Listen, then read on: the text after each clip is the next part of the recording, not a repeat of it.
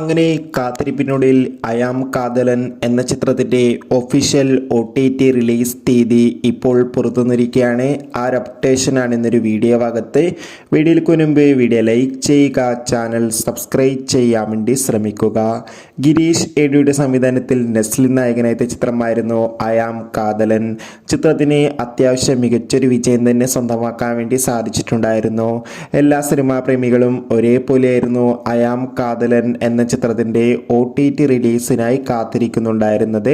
Finally ചിത്രത്തിൻ്റെ OTT അവകാശങ്ങളൊക്കെ വിറ്റുപോയിരിക്കുകയാണ്. I am Kadhalan എന്ന ചിത്രത്തിൻ്റെ OTT അവകാശങ്ങളൊക്കെ മനോരമ മാക്സ് എന്ന OTT പ്ലാറ്റ്ഫോം സ്വന്തമാക്കിയെന്ന് ഒഫീഷ്യലായി കൺഫേം ആക്കിയിട്ടുണ്ട്. അങ്ങനെ കാത്തിരിപ്പിനൊടുവിൽ ചിത്രത്തിൻ്റെ ഒഫീഷ്യൽ റിലീസ് തീയതിയും പുറത്തുവന്നിരിക്കുകയാണ്. അയാം കാതലൻ എന്ന ചിത്രം ഈ വരുന്ന ജനുവരി മാസം 17-ാം തീയതി ആയിരിക്കും മനോരമ മാക്സ് എന്ന OTT പ്ലാറ്റ്ഫോമിലൂടെ OTT റിലീസ് ചെയ്യുക. ചിത്രത്തിൻ്റെ OTT റിലീസിനായി നമുക്ക് കാത്തിരിക്കാം. Bye bye.